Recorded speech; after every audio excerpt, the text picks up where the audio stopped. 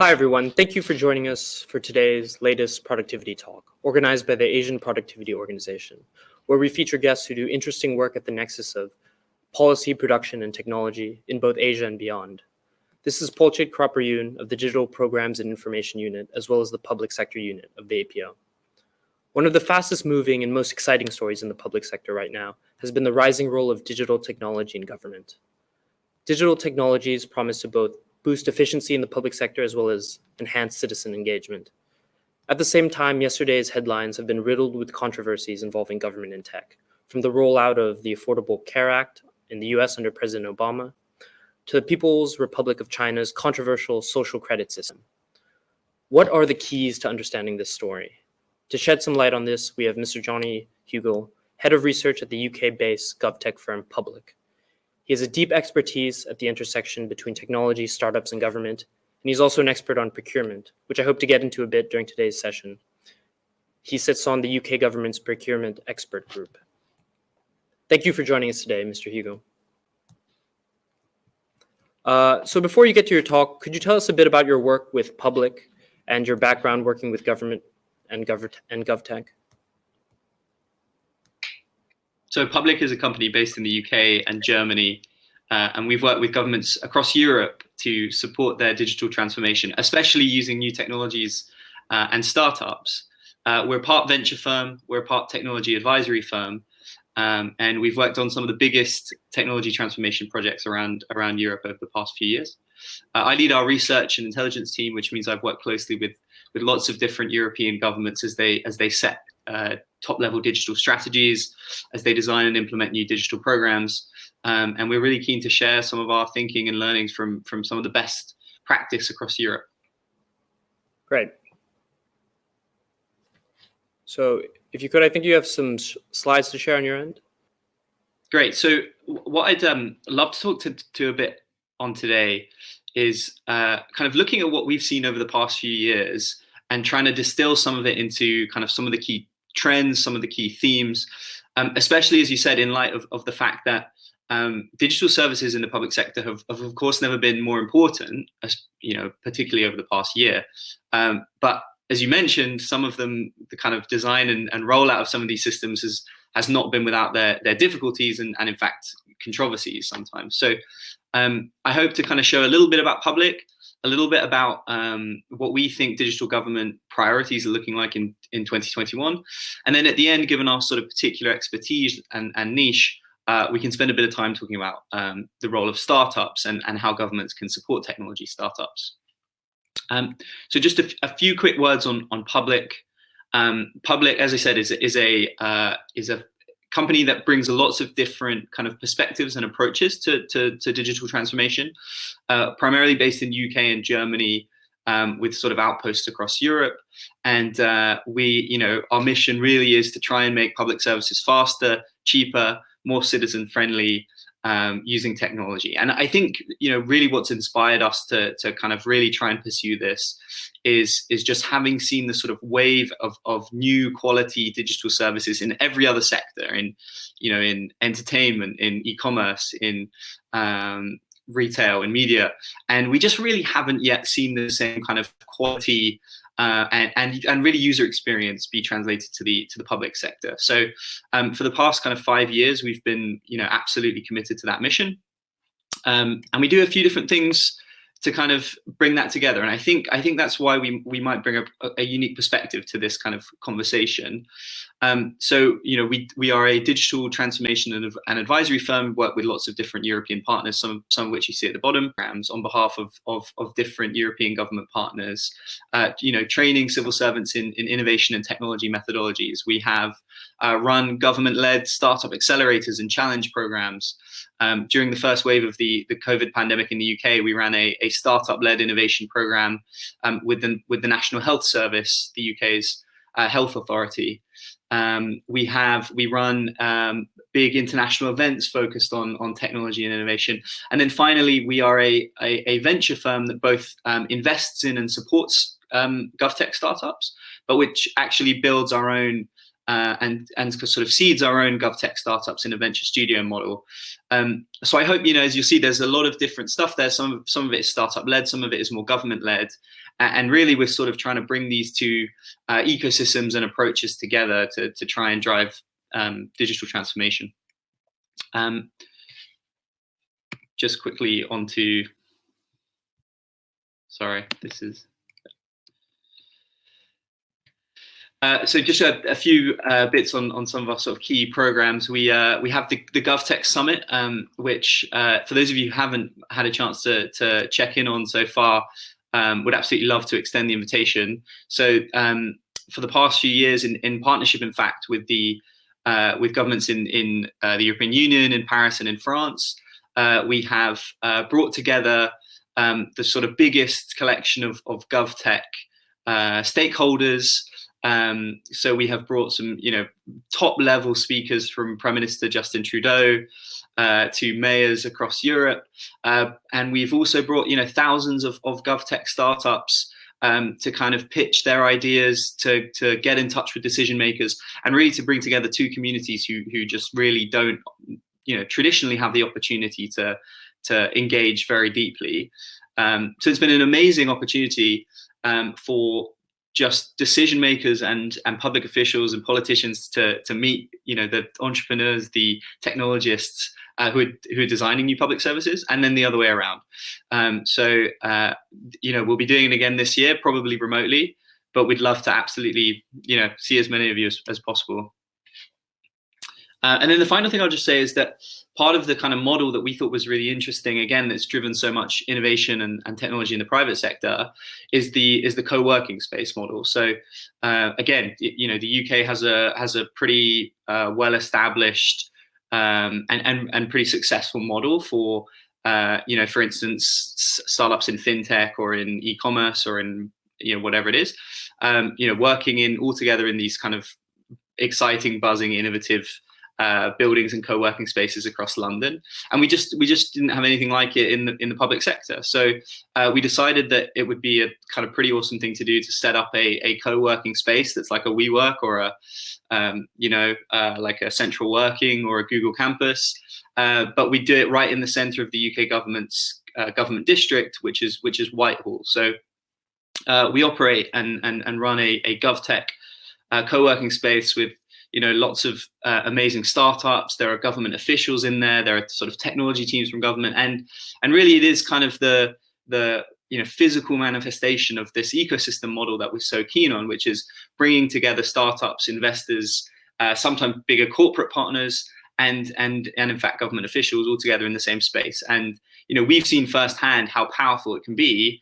Sitting in the kitchen that you can see here, having conversations with healthcare officials who are thinking about the rollout of future social care systems, while sitting next to some of the amazing technologists and startups who've been doing it in their own way. So I hope that gives a nice flavor of some of the different things that public does. As I said, I think the kind of key thing to take away is that we sort of work with startups and scale-ups in lots of different ways. Sometimes we invest, sometimes we partner with them, but it's all really with the aim of trying to kind of broaden out the GovTech ecosystem from the kind of traditional smaller set of people and actors that it might involve, and try and make it feel a bit more like sectors like fintech, sectors like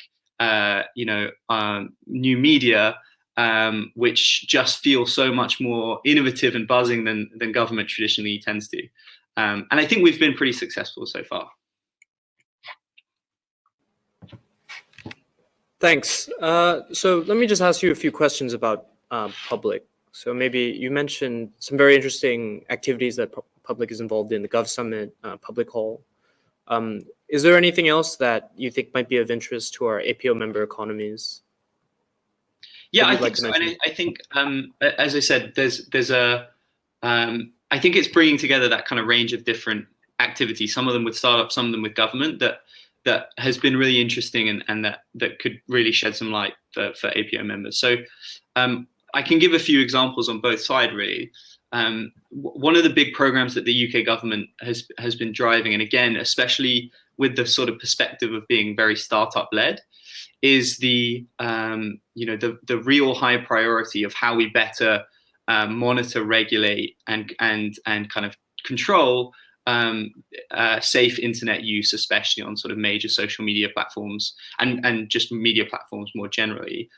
So the UK government has driven a number of big initiatives here, including a new bill for online harms, which is currently being passed through Parliament.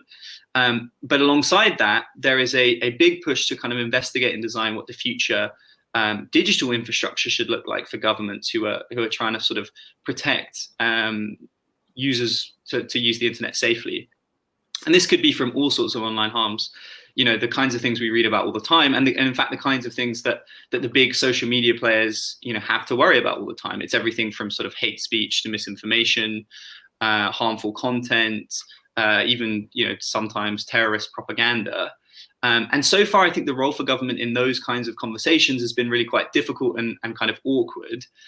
So we've been working with the UK government and a number of partners, including the kind of leading industry partners from what's known as the safety tech and online safety industry, the technology providers who underpin some of that stuff, to kind of to really kind of rethink for this new high priority technology area. What is the UK government's role?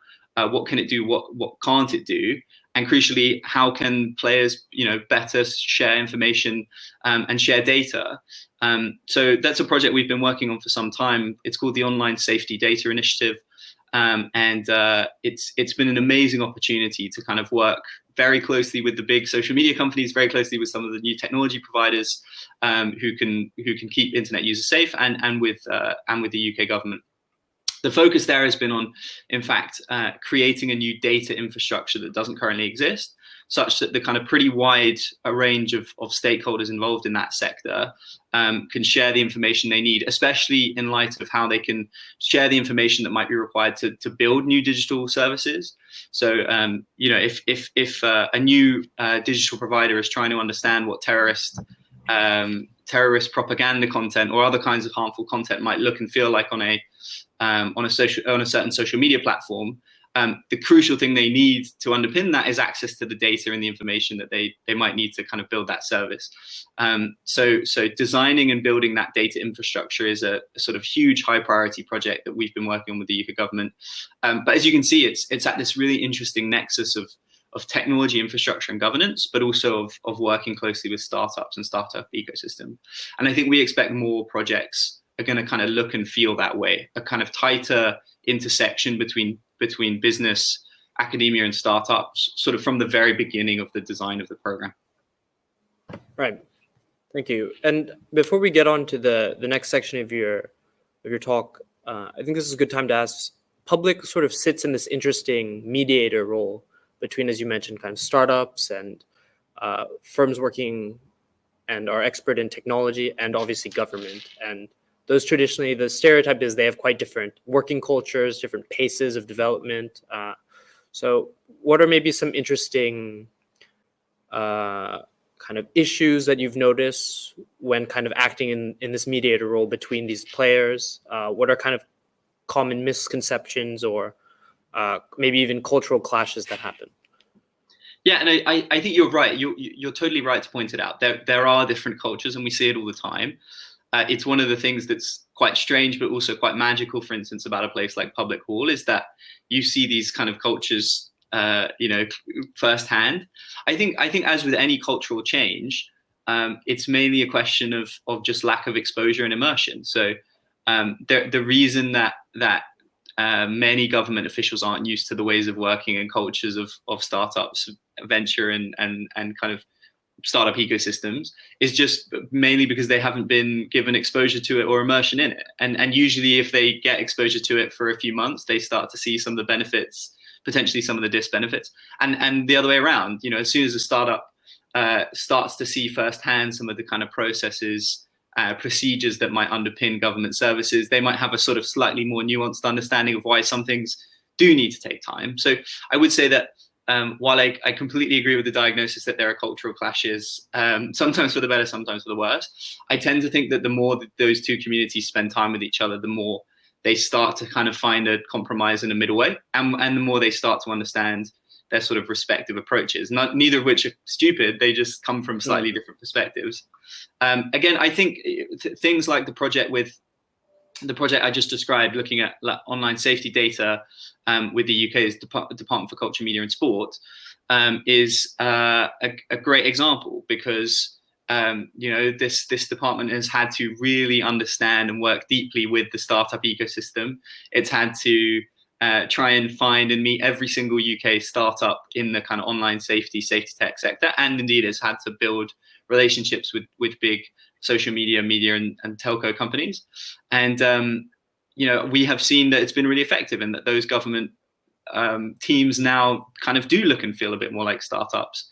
So while I agree, I kind of have a level of hope and optimism that we'll start to see more of a convergence and a middle way. So maybe we can now move to the next section of your talk. Yeah, no problem. So the kind of second thing I just wanted to touch on is Sure. some of the trends that we've seen across digital government. As I said, especially working in partnership with some of these kind of European technology leaders, and start to reflect on kind of what we think this means and where this might be heading. As I said, we'll touch on at the end the role of startups, which will then be a kind of bigger theme. So I think that the first thing that we kind of wanted to just pull out is that it's always worth remembering and reminding that technology, well, the public services, but in particular technology, sits across this kind of huge array of different capabilities. And in fact, quite a lot of these capabilities, or sectors as we've called them here, are kind of huge technology sectors in their own right. So, we always say anywhere where the government spends money, or indeed has a kind of focus, a regulatory focus, is really within scope of GovTech. In fact, the online safety, online harm stuff I just mentioned there is a really good example of, how broad the technology reach of government actually can get when you kind of step back and think about it. So this is something that we kind of like to show to entrepreneurs, to investors, to people who kind of haven't quite understood the importance of the Gov, or indeed the reach of the GovTech sector. And just to show how broad and wide it goes. So, there's everything from technology that can underpin clean energy. There is technology for health and social care, which of course has never been more important than this year. There is technology for defense, security, smart cities, indeed even space and satellites. We're seeing a number of governments now starting to really invest in technology for space and satellites, or at least support the development of those sectors. And indeed, the reaction to this is usually, oh, I hadn't quite realized how big, how big some of these sectors are, and many of them are quite well established technology and startup sectors in their own right. So I think that's the first thing that we kind of like to remind people. We've put a few of the kind of key systems that we think underpin some of these things below. To be honest, there's many more. I think that the point there is that, it's our view that a lot of the main technology challenges that you might solve across these sectors are actually quite similar in their design and approach. I mean, case management, our first key system there, I think is a good example, where case management, a system for managing, processing, monitoring the progress of citizens through a certain process, is pretty similar in health and social care as it might be in education, or it might be in the delivery of welfare.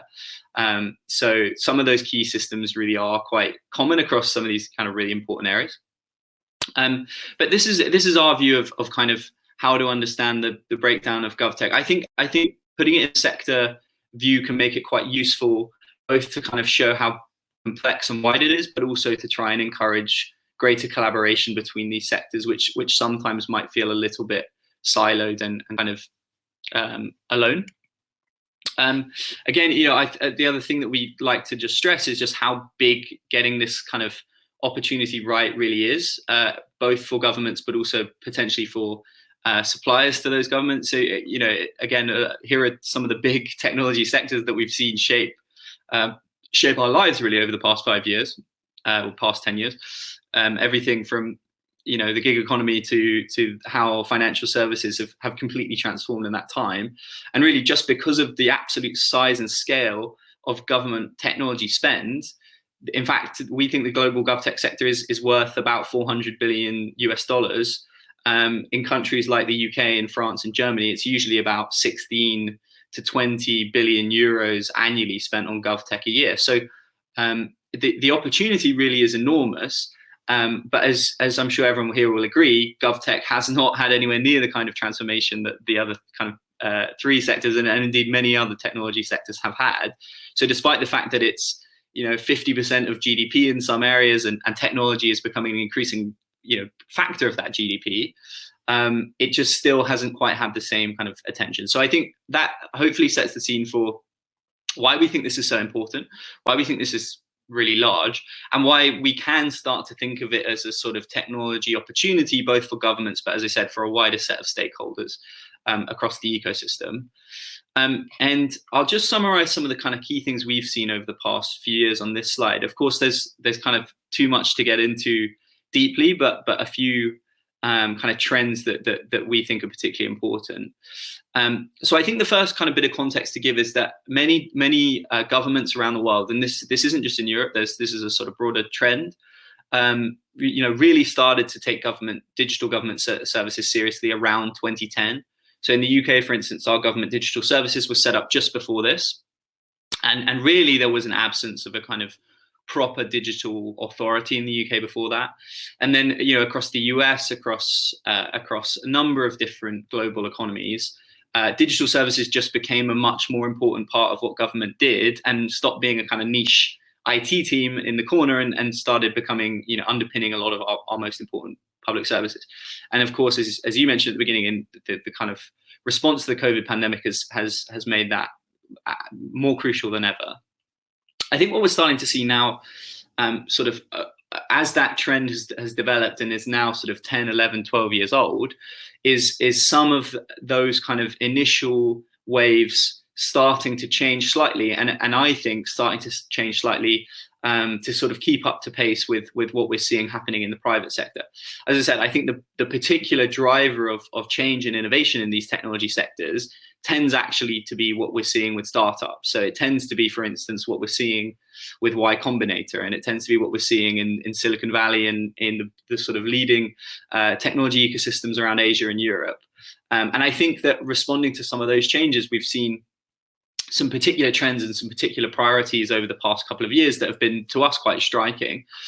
So there's many more than this. This is not an exhaustive list, but I think this is meant to be sort of indicative of some of the things we've seen. Here I've kind of divided them into some changes we've seen in approaches to infrastructure, which might be in anything kind of underlying digital government services. Approaches we've seen to kind of openness and transparency, again, especially in light of some of the kind of trends, priorities, and concerns that have happened in the private sector.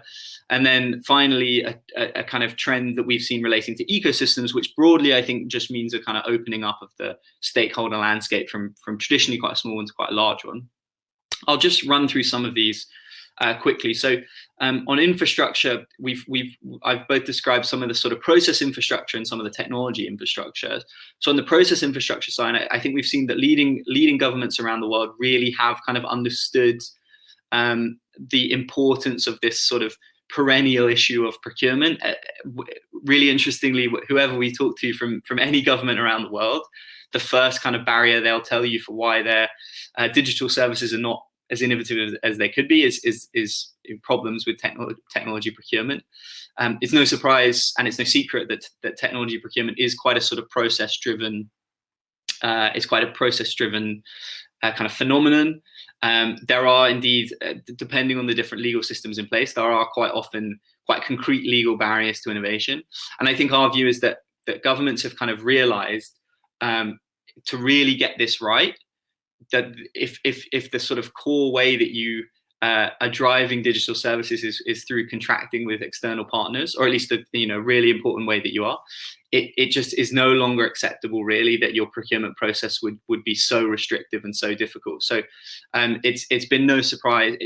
Therefore it's been no surprise to see the UK, the US, Canada, and lots of different European governments that we've worked with really prioritize how they can change this and kind of understand, okay, well, we know there are legal restrictions. What can we do within those legal restrictions?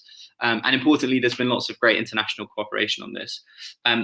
We'll see big changes here, particularly for the UK as it leaves the European Union and is rethinking its procurement approach quite fundamentally.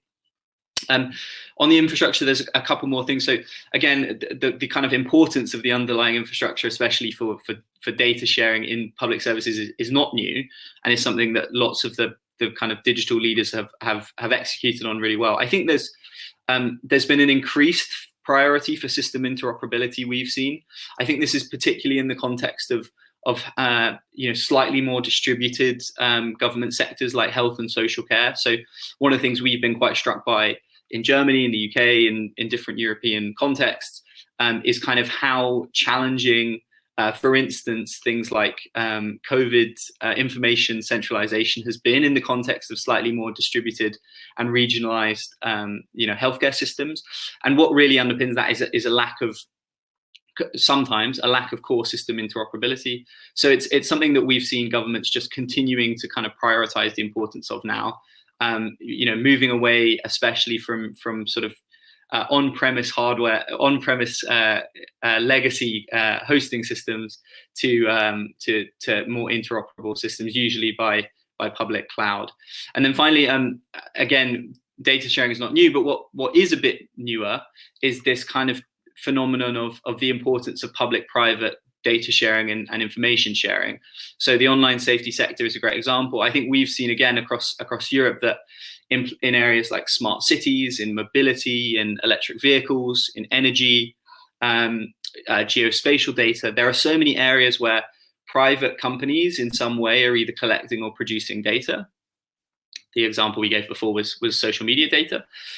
And they're collecting data that is, of real importance to societies and governments. So one of the things we've seen is that the kind of data sharing infrastructure between governments, that is continuing to be improved. And as I said, that is something that was prioritized in that 2010, 2020 phase. But we're now starting to see more of is, okay, well, how can we kind of create the same environments, processes, and kind of governance structures for sharing data and information between the private and public sectors, and indeed between academia.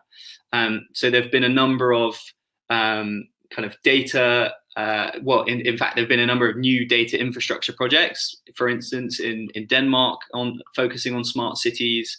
And at the very kind of core of those kinds of projects will be the role of private providers and the role of government sort of working more closely together.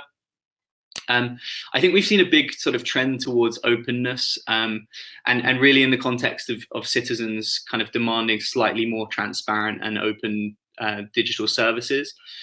This is probably especially driven by the use of things like algorithmic decision making in government services, but I think just more broadly reflects a kind of a greater demand for control and oversight of how governments are using data. We saw this quite interestingly in the UK digital strategy, UK government digital strategy, which was released a few weeks ago, where one of the big priorities for the UK's government digital service over the next few years is to create a kind of dashboard type approach for how citizens can have real control and oversight over which authorities are using their data. And again, I think that is something which really has been driven by private sector challenges, problems, and demands, and is now kind of translating into a government context. So I really wouldn't be surprised to see more and more governments taking that kind of approach of centralized dashboards for reporting for how your data is being used, what you can do about it, and potentially exercise different data rights, for instance, in the EU GDPR. I think, again, one of the things that's been a sort of slight change from 2010 to 2021, 2010 had a huge focus on kind of service design, which broadly means how we sort of work with end users to design services that they really need and that they really want, and that reflects a sort of broad range of requirements and needs across society. I think one of the things that we've seen, again, has been a broader trend in the private sector, is how you can sort of really co-create and co-design services with end users from the very beginning. So how you can kind of imagine what the service will look like, how you can work with them across a number of different stages to continue to create and design a service. And then once the service has been rolled out, how you can sort of work with them to continue to monitor improve, refine, and iterate the service. And really, I think that's just kind of taking inspiration from some of the ways of working of sort of constant improvement and refining that companies like Facebook and Twitter and Instagram have sort of done so effectively. So that the sort of move from service design to co-creation and co-design has been something we've seen really strongly. Finally, building in the open. There's a kind of demand, even in technology sectors. It's sort of one of the big buzzwords you'll hear if you listen to the Y Combinator pitches or any startup pitches this year. Building in the open, which just kind of means building with your users openly, honestly, and transparently, has become a big trend. And we've been really heartened to see things like people working in government blogging, reporting, tweeting everything that they're doing openly and transparently, so that people have opportunities to kind of feed in and give their perspectives. And then finally, just on ecosystems really quickly, we're really keen to drive a kind of more ecosystem type approach, which, as I said, brings together lots of different stakeholders.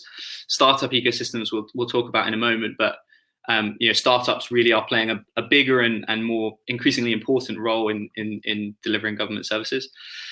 And then finally, this point in the end of common components. So I think one of the things that governments are starting to realize is, well, partly because of the kind of similarities of services across different sectors, there is much more scope than has traditionally sort of been really executed for using sort of common components. These might be common design, UX, UI components. It might be common technologies. It might be common approaches.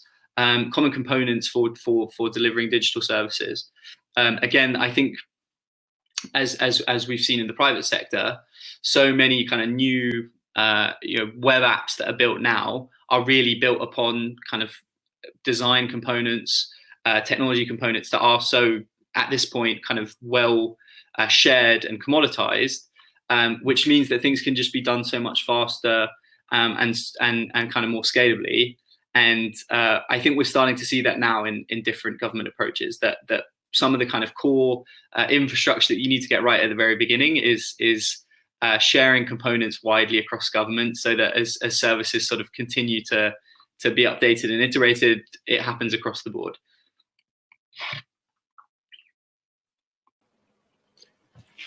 Thanks. So I noticed that there's a bit of I guess there are a few concepts that maybe it'd be good to straighten out before we proceed. So obviously there's GovTech, which you've kind of explained. But then when you're kind of in this area, you also hear things like I think e-government, smart governance. Like, is it important for someone who's involved in this field does it matter these like different terms? Is it all terms for basically the same thing, or does it actually are the distinctions kind of actually useful for understanding this kind of field? Yeah, it's a great question, and I think it's something that's kind of evolving an answer and evolving a definition. So it's certainly not one that I could sort of say with absolute confidence there is a right or wrong answer to. I think my perspective personally is that so GovTech has sort of traditionally meant, so by traditionally I mean in the past few years, GovTech has kind of referred to this quite specific trend of working with startups and scale-ups for public services, and really that and nothing else. And I think what I was trying to communicate in the last slide and the last few slides is that I think that working with startups and scale-ups is part of a kind of broader trend of technology, as I said, across a number of different sectors that government is now starting to catch up with, but is not sort of uniquely limited to that thing. So it's working with startups and scale-ups, but it's also, using common components, and it's prioritizing sharing data across different sectors, and it's all of the things that I outlined on the last slide and many more. So for me, I think the kind of definitional approach I would take is I would kind of understand, okay, well, GovTech is broadly this sort of same approach of technology and innovation as something like fintech or ad tech or a food tech in food and beverages, which does not explicitly mean that it has to be driven by startups and scale-ups, but usually people can kind of generally understand the difference between fintech and financial services.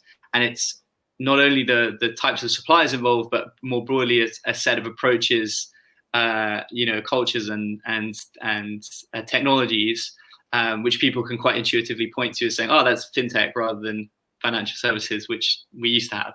And so I think that would be my approach to GovTech. Would say it's the new wave of digital government approaches, and usually you can kind of quickly intuit and understand if something is GovTech and if it's not. And it will look a lot like new fintech, and it will look a lot like new food and ad tech.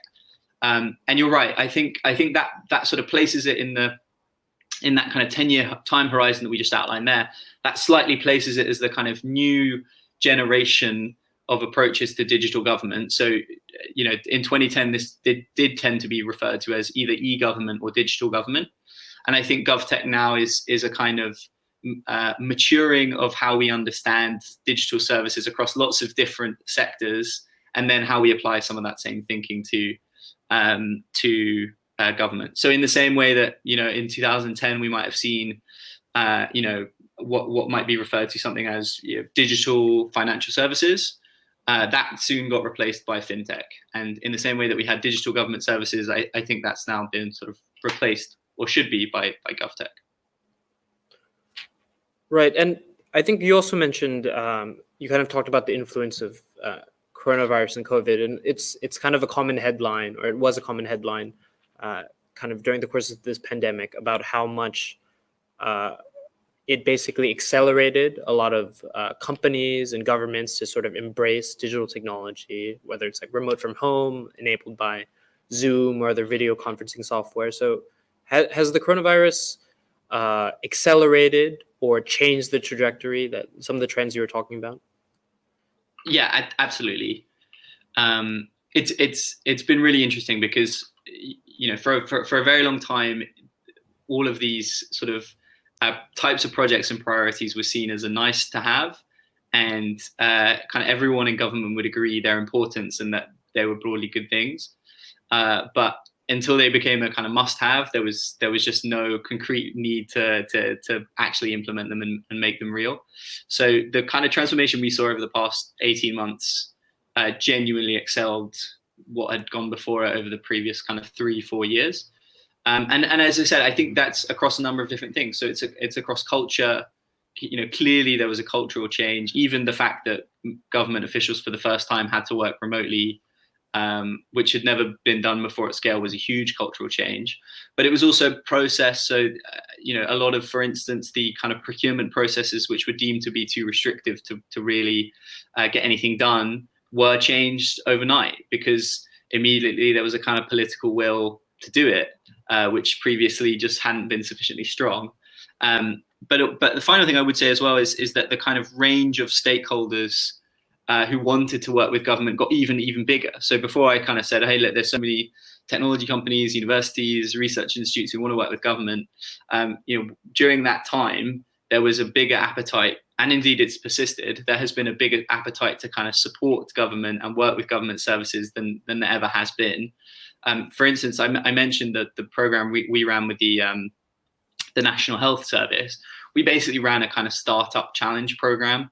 Again, quite common in private sectors, where we kind of worked with the National Health Service to define a number of sort of key challenges. These were particularly actually around social care and people with kind of isolation or vulnerability in social care settings. We had thousands of applications in a few days, because the kind of range of technology companies who wanted to get involved and use their technology that had been used in another sector in the National Health Service was huge. So there has been enormous transformation, as I said, in culture, which means government officials have worked in ways that they never had, in processes, particularly around technology procurement. And there's been some real innovation, in fact, in how things have been procured over the past few months. And then finally, in the kind of range and breadth of stakeholders who want to support government. And I think you'll be getting to some of the stakeholders when you're talking about the startup ecosystem later. Yeah. I guess just the last question before we move on to that section. What would you say, because you mentioned that GovTech is involved in so many sectors and it kind of can affect a range of kind of government processes.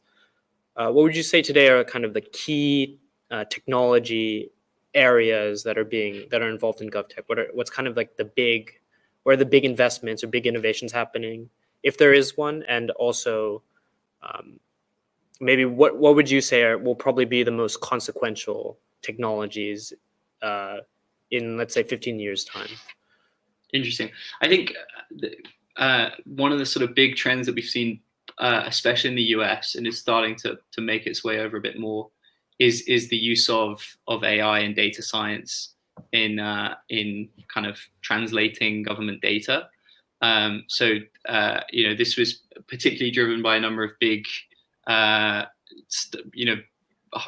growth startups like Palantir in the US, and lots of different countries now across Europe have started to kind of find their own Palantir in some way, which broadly just means have started to work with companies who really brought quite mature data science and AI capabilities for government services. So I think AI in government services is absolutely a trend that has started and will continue to accelerate.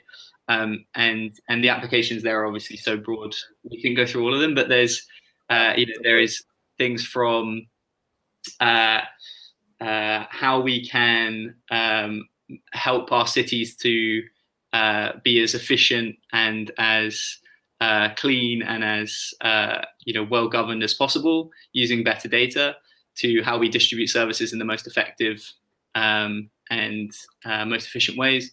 So that is, I think, been the big trend and will sort of continue to be the big trend. Of course, as I said, health and social care over the past couple of years in particular has been a sort of pretty tremendous transformation.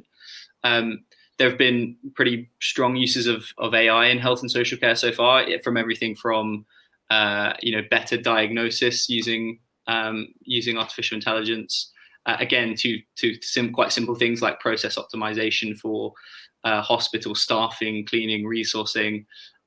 So for me, we will continue to see the uptick of the use of artificial intelligence, and the most consequential, at least I hope, will be in health and social care, where the kind of applications so far have been really encouraging, but it really does feel like we are kind of still pretty much at the first stages of it. I mean, for example, in the UK, one of the sort of big priorities that we have had to get right over the past few months is things like when we for sort of a lot of the key core databases for monitoring, shielding patients, or monitoring patients who have had COVID, or even monitoring who has had the vaccine, and how that's been distributed across the healthcare system, and how we sort of continue to monitor that over time.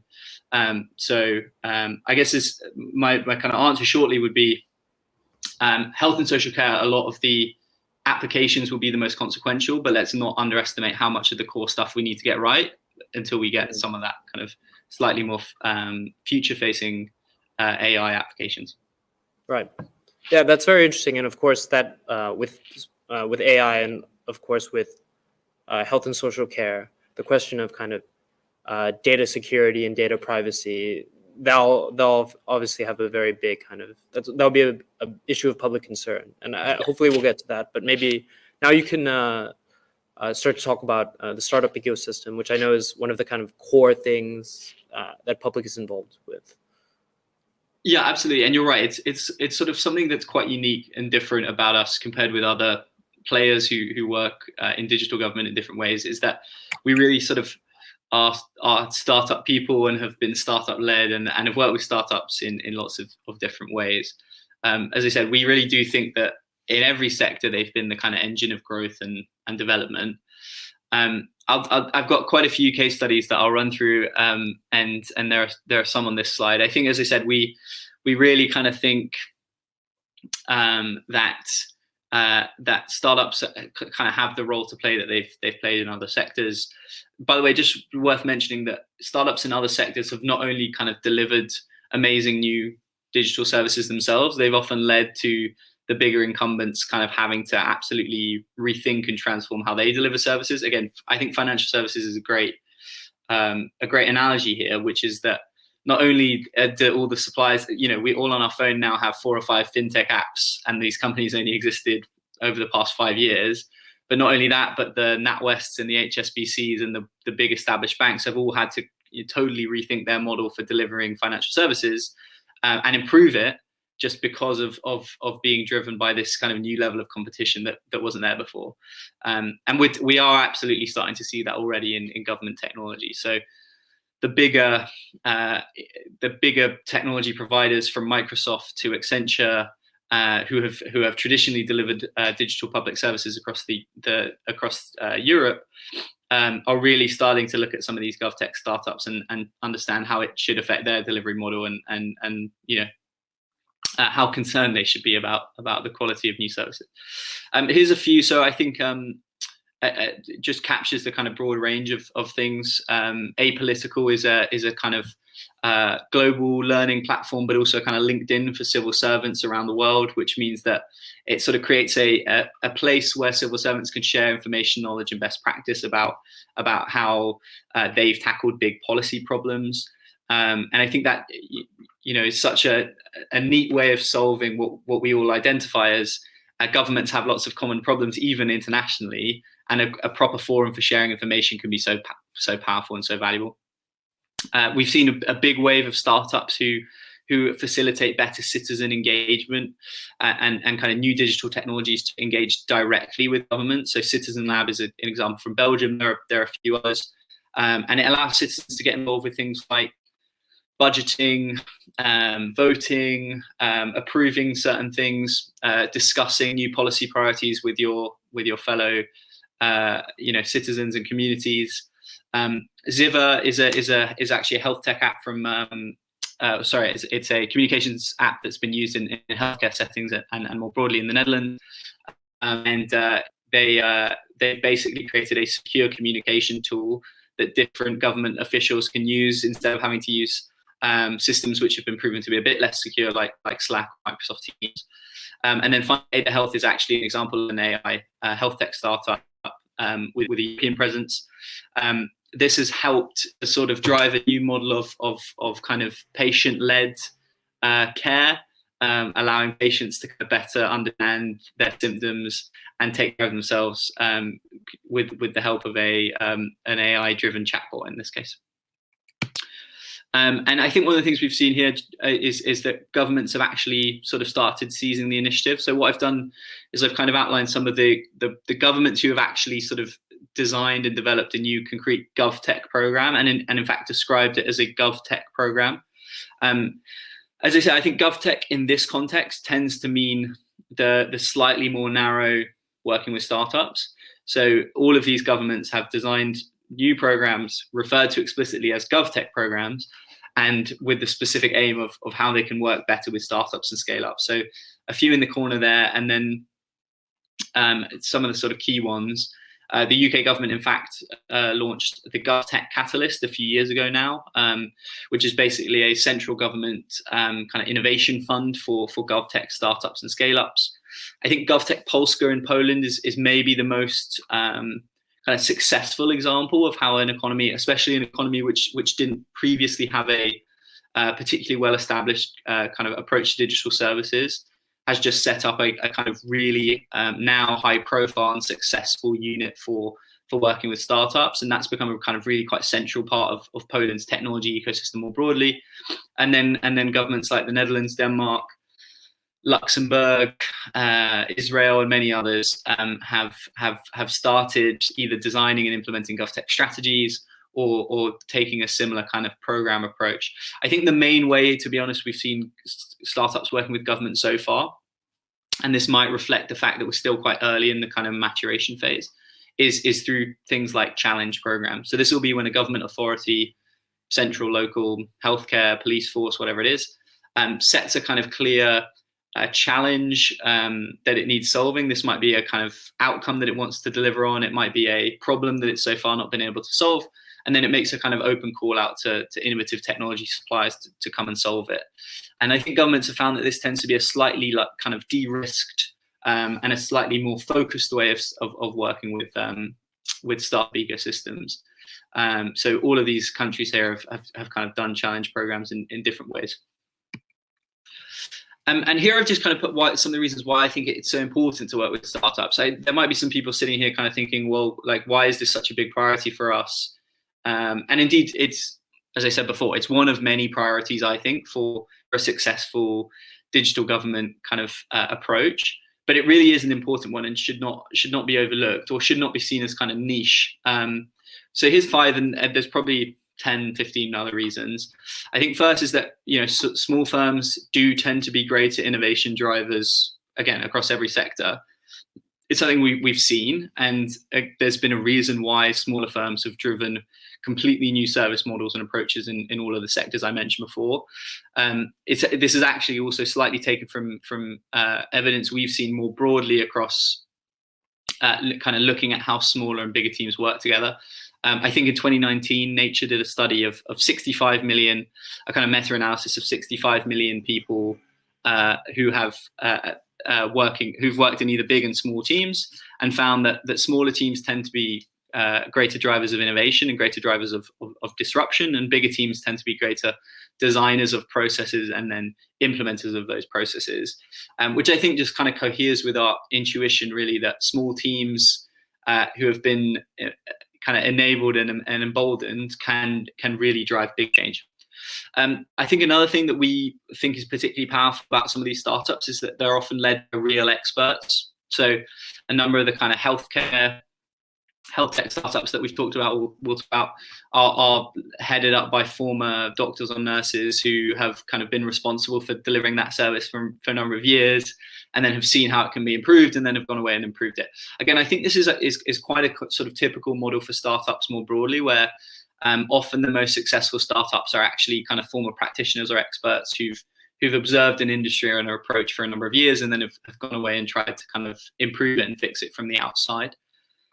I think it's a really effective way of stimulating and supporting kind of high growth sectors more broadly. I think the analogy I tend to think of here is almost every government in the world has some kind of AI strategy, and its AI strategy tends to involve in some way kind of big investment in R&D and AI. It might be, for instance, investing in its university AI capabilities. It might be working with big suppliers like Microsoft or others in sort of big R&D projects, which is all great and is all sort of very provenly effective ways of driving AI innovation. I think that the thing that GovTech can bring is that if government is really focused on how it can concretely support and fund things like AI, there's probably no kind of tool it can have that's more effective than actually giving AI companies contracts and procuring AI and helping these AI firms to commercialize some of their work and their research. So, especially thinking about something like health and social care, governments both have the opportunity to invest in high growth in high impact longer term R&D through the sort of traditional mechanisms that it tends to. In addition to that, it can also do things like support its existing AI, its existing healthcare companies to actually implement AI projects and programs in real life settings. And I think the ability for technology procurement to shape and support high growth sectors has been quite sort of overlooked by lots of different governments in different ways. I think it's particularly in light of its ability to support internationalization. So there's few things that can kind of support companies to grow and scale more than, for instance, being supported by a big national government contract. And then finally, we talked about at the beginning the difference of these working cultures. Well, I think that nothing can kind of help to transform these working cultures more than actually officials starting to really work deeply with startups on some of its sort of major projects and programs. As I said, we've seen it firsthand. It has been really effective. Even a few weeks working with startups can kind of change some of the deepest ingrained cultures and approaches in government departments. I'll run through a quick couple of case studies really quickly. So I think a case study of our sort of first approach, which is that small teams can drive more innovation than big teams. This is a company called Adzuna. Adzuna is a kind of HR tech startup. They use AI to basically scrape every single job board in the world, remove duplicates, and then consolidate it all into sort of the smartest and most extensive job board is their aim. Of course, worth noting that as they do that and they start to sort of consolidate data across millions and millions of jobs boards, they're essentially collecting the biggest database of job related information in the world. and still a startup slightly longer in its maturation journey, but about 6 years ago, about 6 years into its journey, they were awarded a really high-profile contract with the UK government to basically power the UK government's job search platform for anyone looking for a job, and they replaced a big international incumbent that, frankly, probably has tens, 20, maybe hundreds of similar contracts around different governments around the world, but had not really been particularly innovative in transforming or redesigning its service. And then, here comes along a startup 5-6 years into its journey who's developed something really powerful in the private sector, who can apply their technology, in a really amazing, powerful way. And as soon as Universal Jobs Match has been just a tremendously successful example of how small startups can kind of deliver core government services in a completely different way. And then here's an example of what we kind of think is a great shining light of the expert-led approach. As I said, it is really quite interesting to see, especially in sectors like health and social care, policing and security, how many of these companies are actually founded by deep experts. This is a company called Caseware, which is a US security, basically case management platform. So it kind of supports security officials in lots of different contexts to collect and share information, to process cases from start to finish, and to kind of identify geographic trends relating to different cases. And really, this came out of a pretty high-profile failed US defense project, which was to rebuild the FBI's case management system, which was a very long and drawn-out and expensive process to kind of design and build a case management system from scratch. And Caseware really was formed out of a small team, sort of as part of that project, broke away, and in a much smaller and leaner way, were able to build the FBI's case management system, which has now become Caseware, and which is now sort of being taken to governments around the world. I think it's a nice story of which exemplifies maybe better than any others that there is something quite powerful about having a small team of focused people who can work outside of the constraints of a big multi-million-pound, multi-year kind of project that Sentinel was previously. With all this in mind, there are a number of barriers to working with startups. And I think it might be useful to just spend a couple minutes talking about some of the problems we've seen, and then some of the strategies for how we think different governments can overcome them. So far, I hope that I've convinced you that working with startups is really important, high priority thing to do. I think that there have been a number of case studies around the world which should give governments confidence. The challenges are sort of unsurprising, but really are quite deep. So this data is taken from surveys that we've run across a number of different European startups in the UK, in the Netherlands, in Belgium, in Germany. And really the top level kind of headline which should be kept in mind is that startups really tend to prefer working with the private sector than the public sector. They find it more difficult, they find it more confusing, they find it longer sales cycles, and really I think government has to kind of reflect on how it can bring that number down and be a bit more of a sort of attractive customer.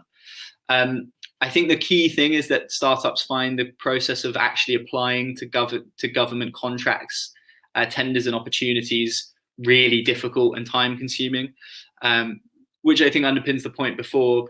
Redesigning your approach to contracting and procurement is a priority, and really kind of thinking about it from their perspective of small technology teams rather than teams of large bid writers and contract bidders, etc., is kind of the first step to getting that right.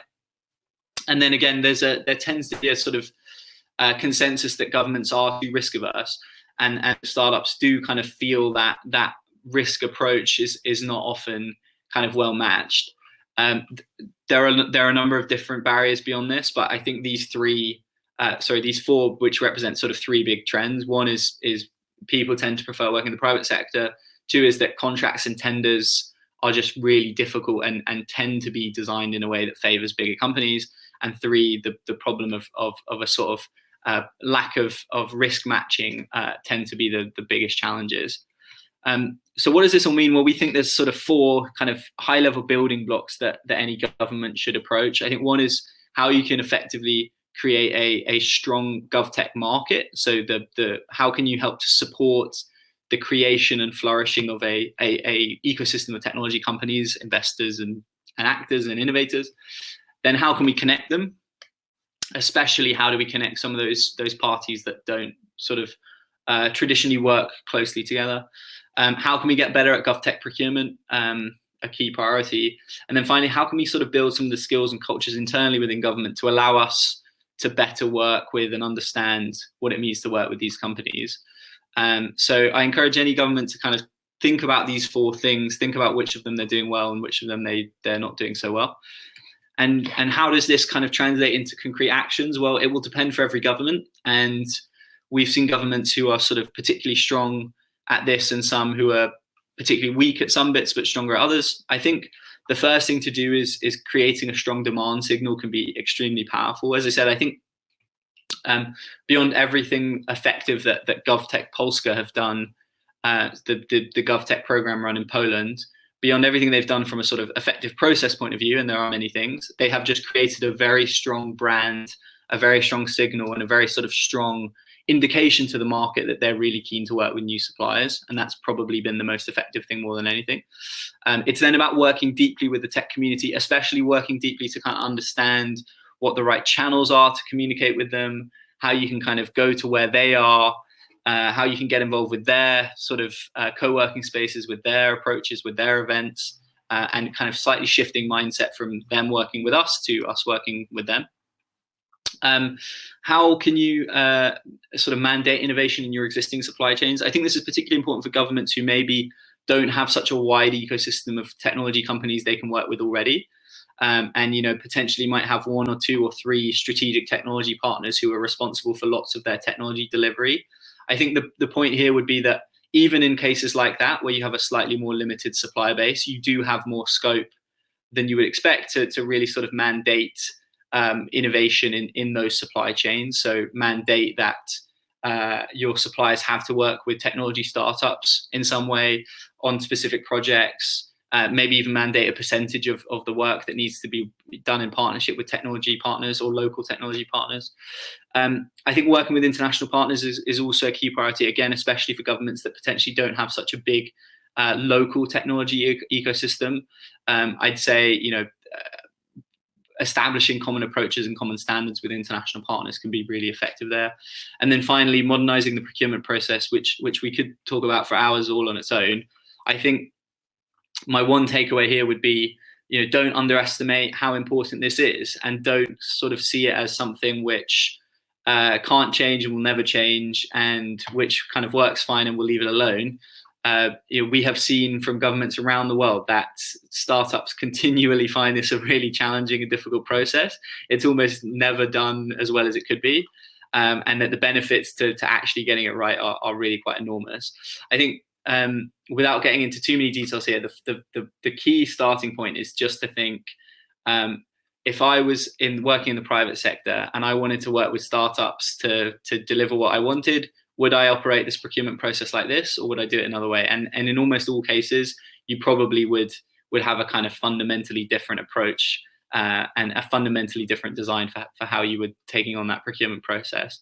And again, it's one where there have been so many sort of bright spots of international good practice that you can learn from to see how other governments have done it, because it really has been done effectively in lots of different places.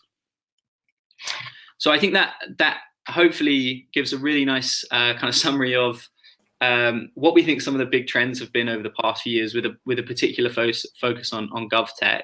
As I said, I think GovTech, you know, should mean and should be understood as working with startups and scale-ups, but it should also mean a broader set of things. It should also mean the kind of broader set of approaches, or broader set of technologies, broader set of cultural change that we've seen in other technology sectors being applied to government.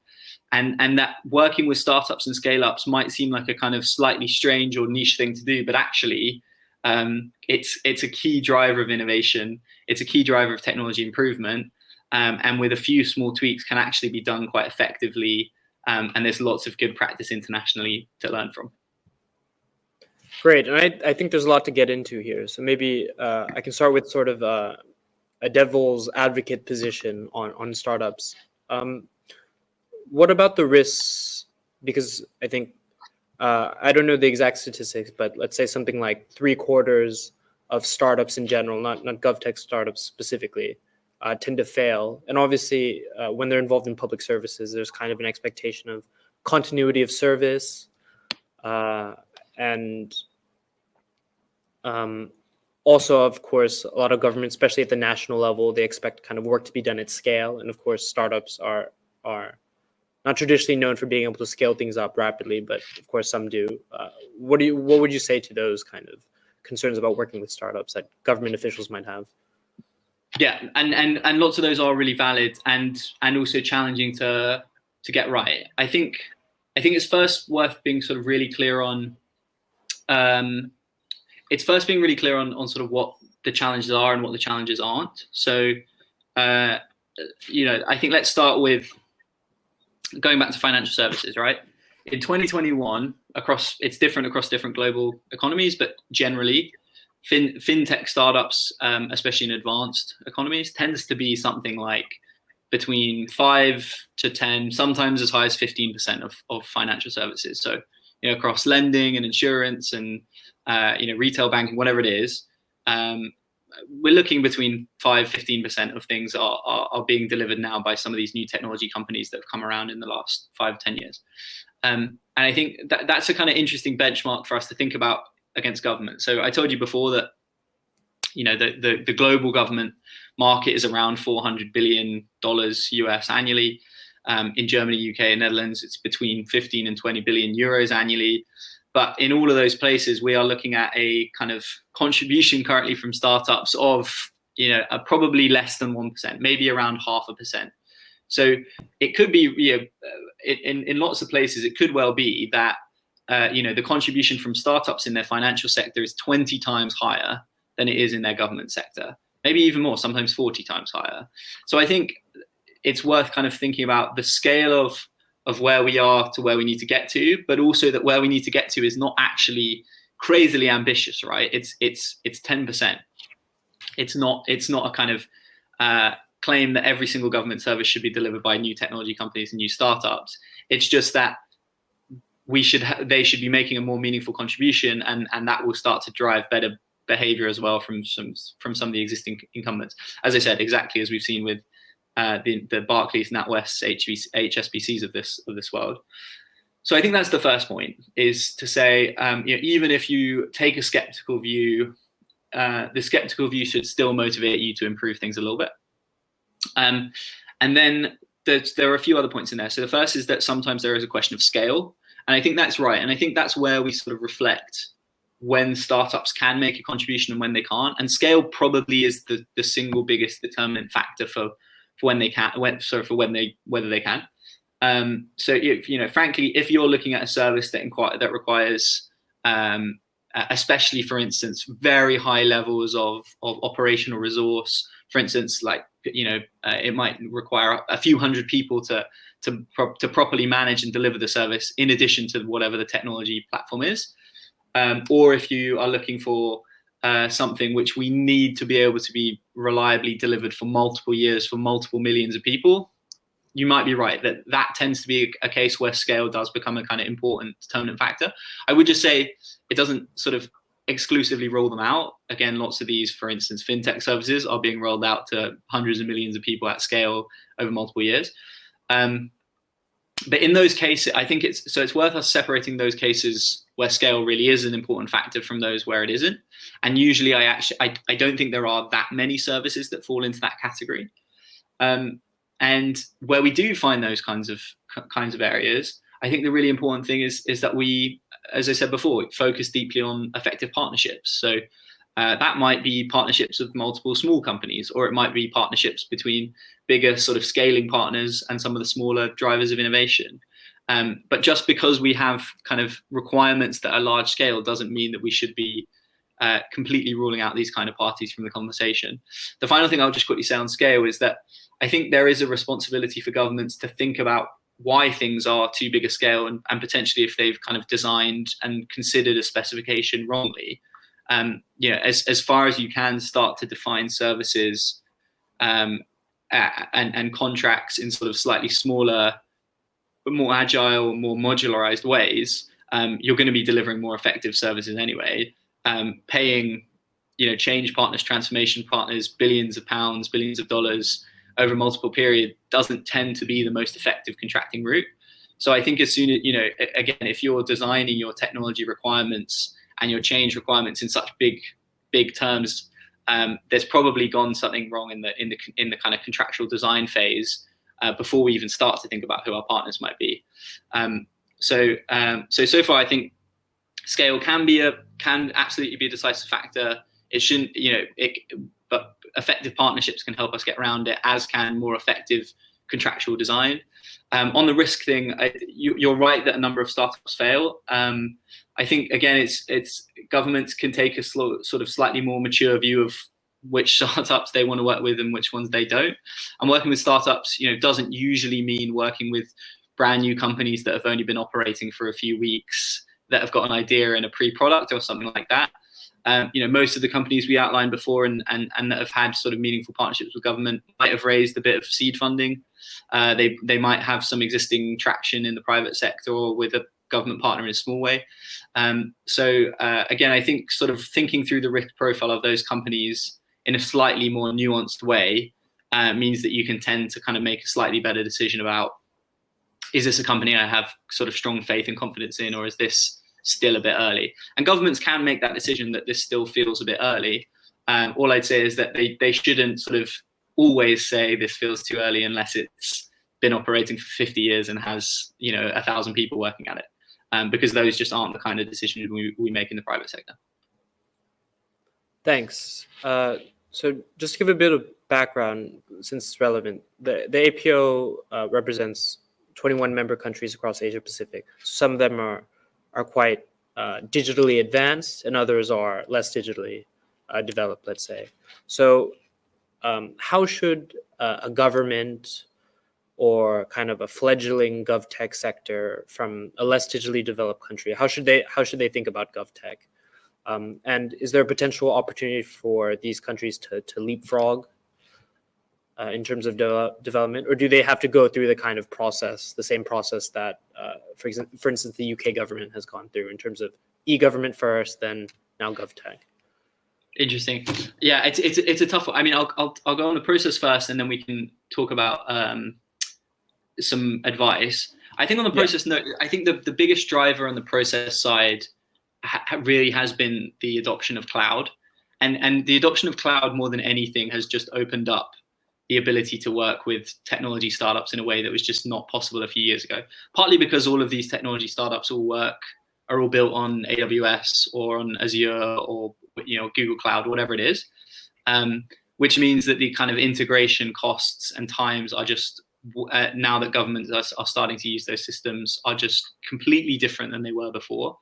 And also because it just means that these companies are now able to achieve a level of scale from a infrastructural point of view, and security from an infrastructural point of view, that they just never would have before. So imagine trying to contract with a small company, 15 years ago, before every company was built on a public cloud provider.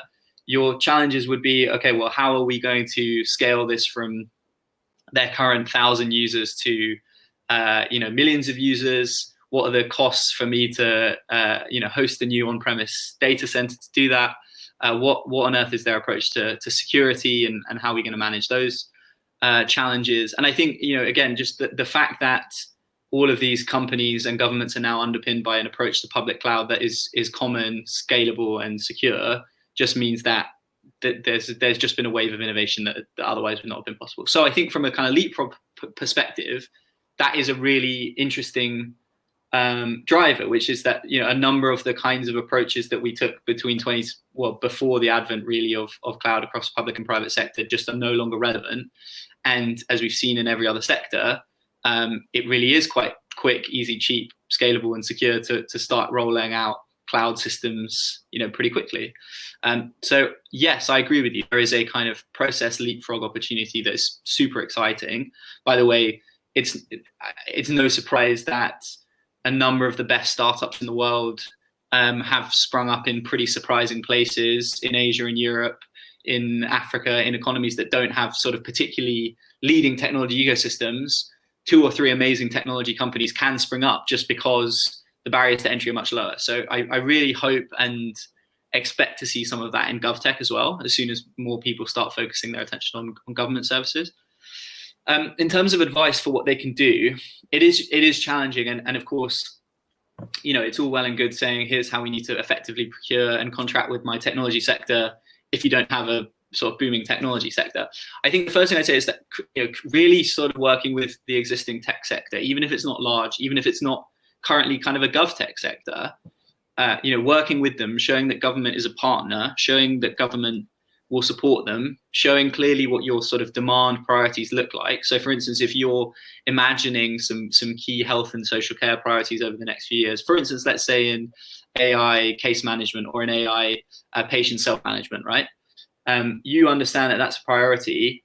A really effective thing you can start doing is working with your technology suppliers to sort of say, hey, look, this is some of the things we're looking for. This is what some of our priorities will look like.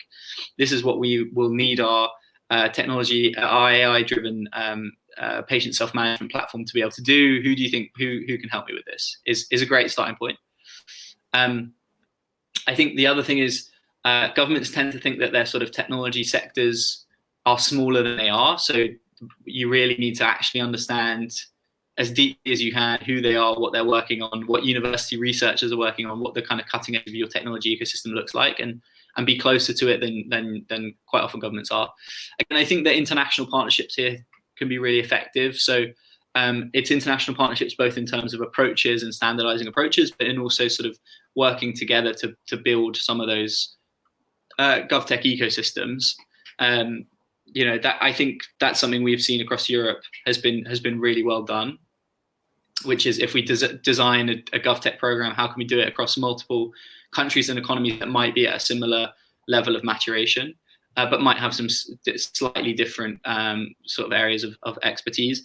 And then finally, when you do, if you've identified you have a technology ecosystem that is a bit less mature, and potentially you have a bit more stuff at the R&D phase, you have a bit more stuff that's maybe more university driven, that is where the kind of effective partnerships thing can be so powerful. So that will involve, working with whoever your strategic technology suppliers are, or indeed, if you don't have those, your sort of in-house technology teams, to kind of work with these companies earlier on in their phase on sort of slightly smaller piloted risk managed projects, and sort of work with them across a kind of developmental phase. So again, let's take AI self-management for patients. Let's imagine that one of your university departments has specialism in AI, let's say especially in sort of content management.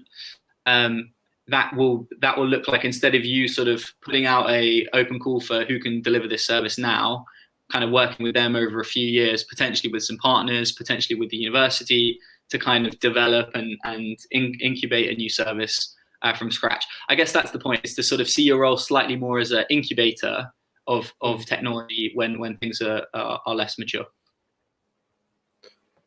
And this question touches on a few things you've just raised, but when we're talking about kind of cross-border innovation or international networks, you mentioned the possibility of international partners. How scalable are some of these GovTech products, in the sense that governments, even governments that are broadly very similar, like modern democratic European countries, their governments actually are arranged quite differently, whether it's kind of how some countries are federal systems, some countries are more centralized. So is a product that's created by one GovTech firm, how easily exportable is it to another? And are there kind of big cases where you have kind of one set of tools or services that you can kind of have been exported across many governments? I think the short answer is probably not that exportable, but they should be, or rather they are exportable, but they're not currently being exported. I think from a from a technology point of view, as I said, especially as the use of common cloud systems is becoming more widespread, absolutely. Even from a kind of process and service design point of view, as you said, quite often they are meeting similar service requirements, similar needs, similar users, similar processes. So you're right. I think the challenges to doing it, and this is to say, it is actually not particularly common. We have seen some companies across Europe who maybe will have a really big footprint in one country and will take them a few years to start getting a footprint in another country. I think the thing I would say is that usually the way that we see sort of GovTech growth and scaling is that what drives government decision-making, government behavior is if you have a case study, and if you have a case study with a partner that they recognize. So for instance, if you're trying to work in Germany, as soon as you start having a case study with one German lender, it becomes a lot easier to scale to all of the others, and broadly because they immediately recognize that it's a common customer, common users, common set of processes. So I think what I would say is that it's really hard to scale internationally to get your first one. But once you do get your first one, it actually tends to be fairly easy to convince other authorities to do the same thing. But we do see a number of companies who sort of struggle for a couple of years, who maybe have 20, 30 partners in the UK, but just can't do it in France, or can't do it in Germany, or can't do it in the Netherlands. But as soon as they do it there, then it does become a bit easier. And I'd imagine that kind of approach would probably be pretty similar across the world. Which is to say, I think you're right in that it mainly is a question of governance, and a question of culture, and really a question of things that are not particularly important or core to the technology service itself, which does mean that that suppliers and startups have to spend a sort of slightly frustrating amount of time kind of figuring out how to navigate bureaucracy and process rather than prioritizing the service itself. It's been amazing sometimes to see sort of how particular a process has been for one government that a supplier has to follow step by step. So I think I'd encourage governments around the world to really kind of think about what they can do to make that international collaboration as easy as possible, which will tend to mean sort of dropping some of its particular processes and approaches sometimes for the sake of better technology services. Mm-hmm. And maybe I can move on to maybe a slightly more broader topic, or maybe even a more philosophical topic. But a lot of the times when we're looking at kind of GovTech firms, they're framing the problem. They're framing a kind of problem in government of like declining trust in government, increasing demand for better public services, but also at the same time, there's kind of this public backlash against technology companies themselves, and there's also a lack of trust in let's say like big tech, for instance. So GovTech becomes kind of doubly interesting because there's almost a lack of trust in the government sector, and now a lack of trust in the tech sector, and GovTech is kind of the intersection of these two fields. So how does GovTech? What is the role of trust in GovTech? Yeah, it's interesting, and it's difficult, and you're right to say that it will define every technology sector, not just this one.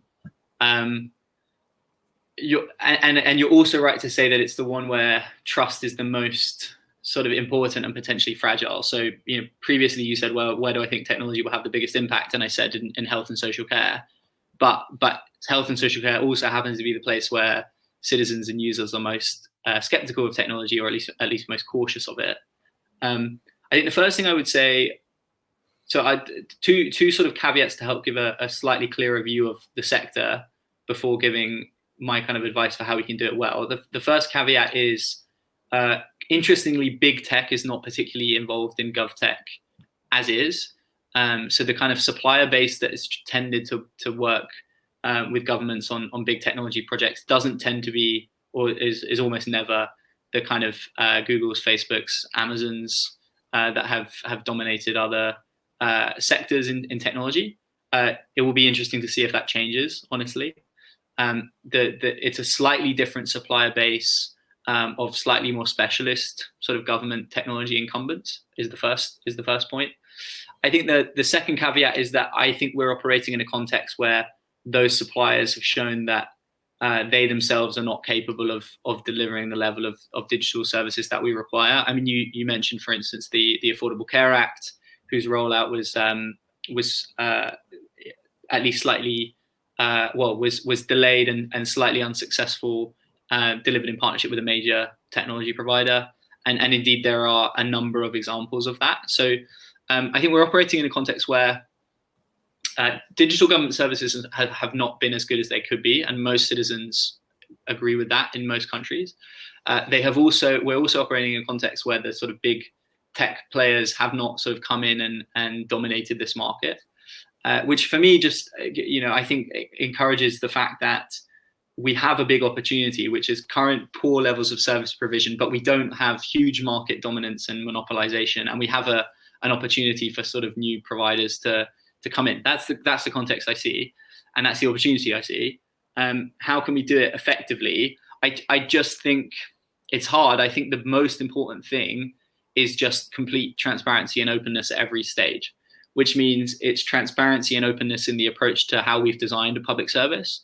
It's clear opportunities throughout to give feedback to improve the design and delivery of that, and to use feedback as a way of primarily driving service improvement rather than sort of just being a kind of thing government has to do.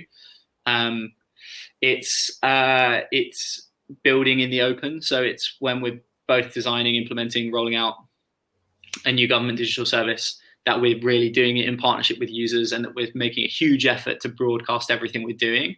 It's the new digital technologies that allow us to make direct participation quicker, easier, so that people can vote on things they don't like and things they do like, potentially on a feature by feature basis, not even on a service by service basis. And then it is really understanding the importance of giving people control and oversight of how information is being used, especially for algorithmic decision making, I think, or especially for the use of AI.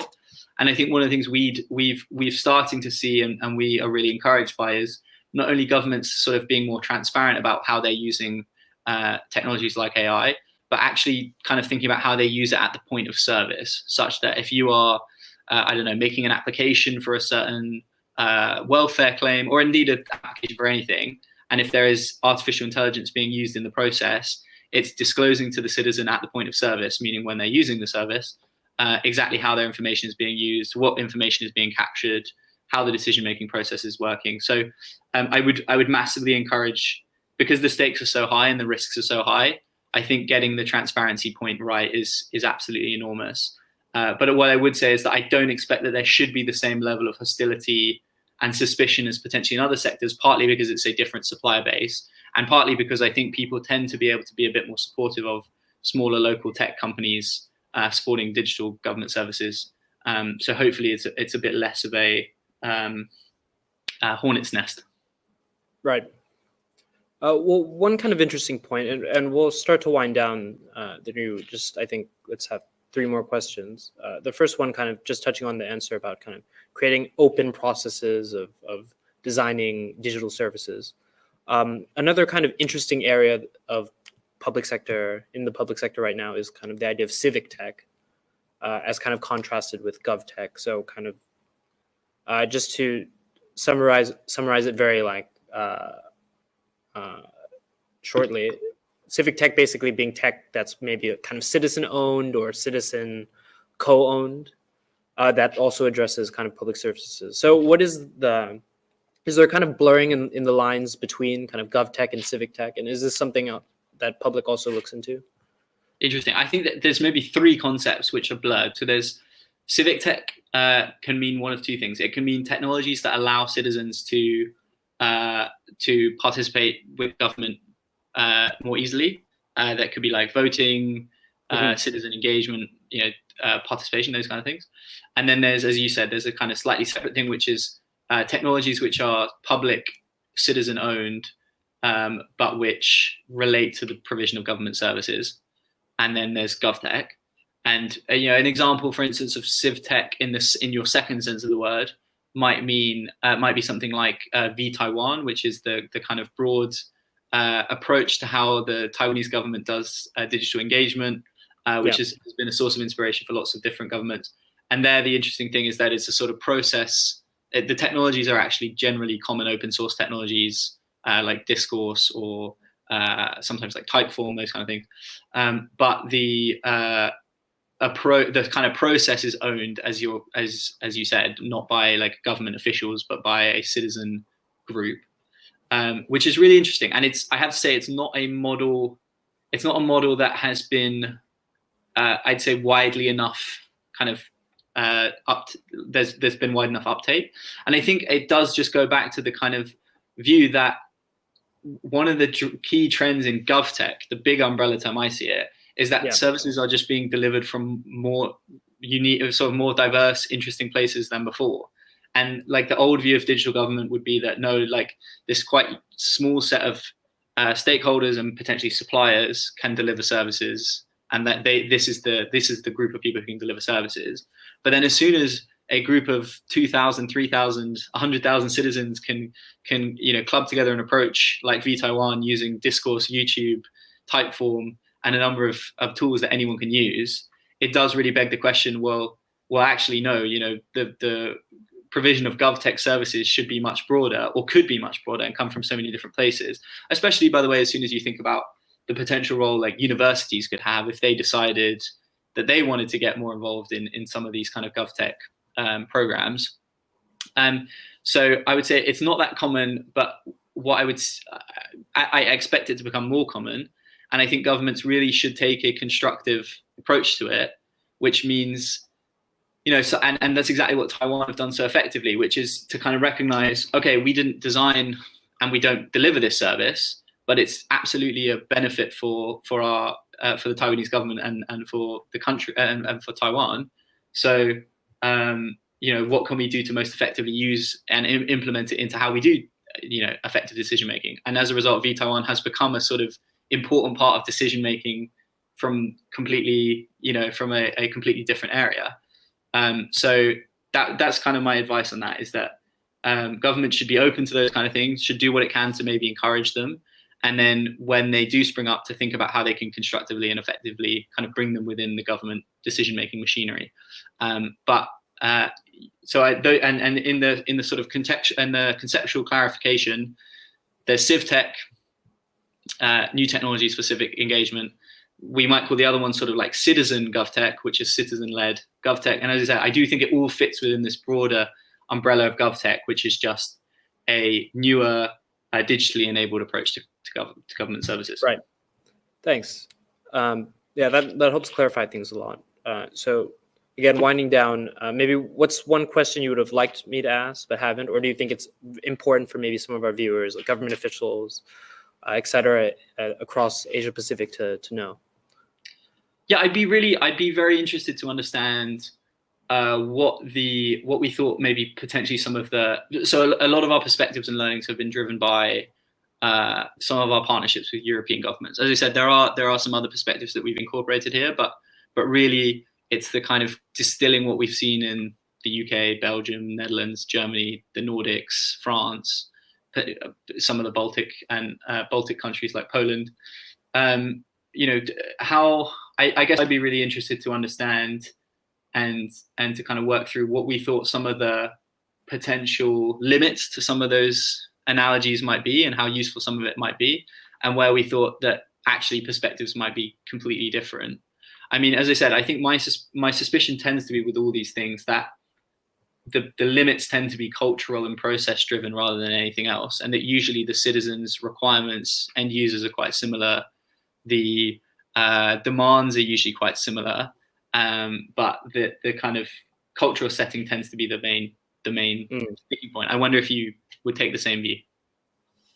Yeah, I mean, it would be interesting to see actually if when GovTech if it starts to kind of be more exportable, or we kind of see, if we even see kind of a homogenization or regionalization of government services. Yeah, because if they're forming, for example, like data sharing or data compacts, you kind of see different regulations kind of becoming common across areas or regions. Yeah, it'd be a really interesting trend to look at. Yeah. And okay, so final question. So for people who are interested in learning a bit more about GovTech, after hearing this talk, sort of what resources, people, or organizations would you point them to? yeah, there's loads of amazing stuff happening. So to learn, I'd start with Public, and you can find us on www.public.io or Public Team on Twitter. As I said, we have been sort of driving the GovTech trend for the past sort of 5-6 years now. There are a number of amazing organizations who do different things. So in the US, we have things like 18F, which is their sort of government digital service with a particular focus on innovation. I think they've been a particular they've done some pretty great stuff to drive process improvement and reduce some of the kind of burdens that I outlined before. I think those would be some good examples for anyone focused on that kind of thing. Also in the US is Decode, which is a sort of quite similar business to Public in the sense that it part investor, part advisor, part other things. And if you're trying to get an understanding of how some of our kind of approaches might translate or be slightly different in the US, I'd have a look at Decode. There's obviously been some, leading digital governments who both have delivered amazing services but put out some great stuff. So I'd encourage anyone to have a look at the digital strategies of governments like Estonia, of Canada.